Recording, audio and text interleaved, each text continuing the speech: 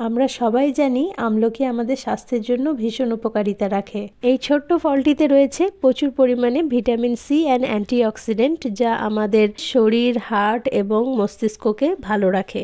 আমাদের শরীরের সবকিছুই লাইক স্কিন, হেয়ার, নেলস সবকিছুর জন্যই আমলকির গুণাগুণ বলে শেষ করা যাবে না। অত কিছু বলতে গেলে ভিডিওটা এখন অনেক লম্বা হয়ে যাবে। তো আমলকিগুলোকে আমি ভালো করে ধুয়ে নিয়ে এরকম পাতলা পাতলা টুকরে কেটে নিচ্ছি। এই যে দেখুন, এইভাবে পাতলা পাতলা স্লাইস করে কেটে নিতে হবে। Hey guys, welcome to my channel Maria's dream cuisine. তাহলে চলুন ভিডিওটা শুরু করি।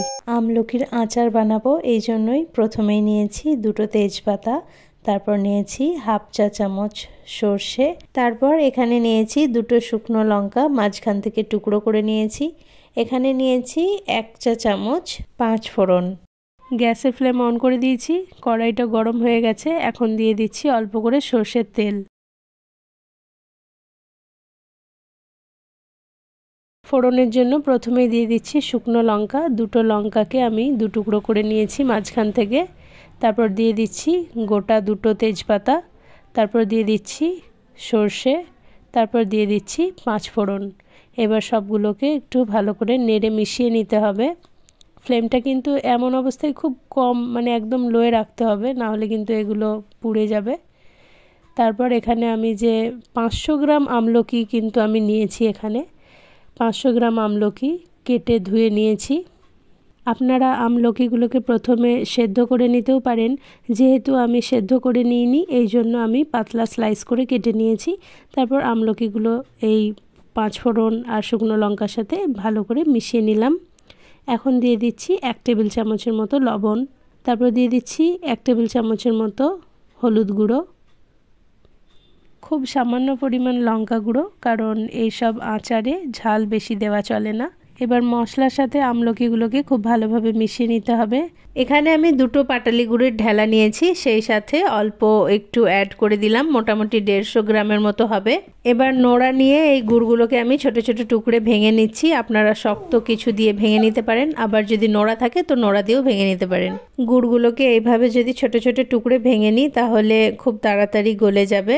এখন আমি এই আমলকির মধ্যে টুকরো করে রাখা গুড়গুলোকে দিয়ে দিচ্ছি। এবার নাড়াচাড়া করে গুড়গুলো ভালোভাবে মেশাবো আর অপেক্ষা করব যাতে গুড়টা নরম হয়ে গলে যেতে পারে।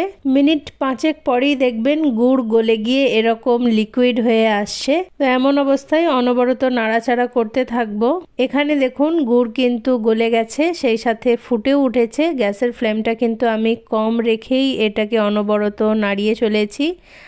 আর এইভাবেই কিন্তু নেড়ে চেড়ে মিনিট 10 মতো নাড়াচাড়া করে গুড়টা একটু টান টান করে নিতে হবে। এই যে দেখুন, এখানে কিন্তু গুড় অনেকটাই টান হয়ে এসেছে আর কালারটাও কিন্তু একদম চেঞ্জ হয়ে গেছে, ইয়েলো থেকে একটু ব্রাউনিশ কালার হয়ে গেছে। আর এই যে দেখুন হাতা থেকে কিভাবে টান টান হয়ে পড়ছে। যখন এরকম টান টান হয়ে পড়বে তখন বুঝে নেবেন যে এটা এবারে পারফেক্টলি হয়ে গেছে। গ্যাস বন্ধ করে দিলাম। এবার আমি আচারটাকে ঠান্ডা করে নিয়েছি আর একটা বোতলের মধ্যে পুরে নিচ্ছি।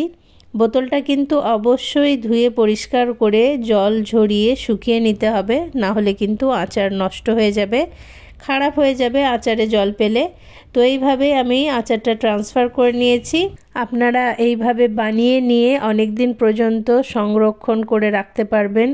আচার ভালো থাকবে, মাঝে মধ্যে শুধু একবার করে রোদে রেখে দেবেন, তাহলেই হবে। তো আমলকির এই সুন্দর এবং সুস্বাদু আচারের ভিডিও আপনাদেরকে কেমন লাগলো অবশ্যই জানাবেন। সবাই খুব ভালো থাকবেন। আল্লাহ হাফিজ।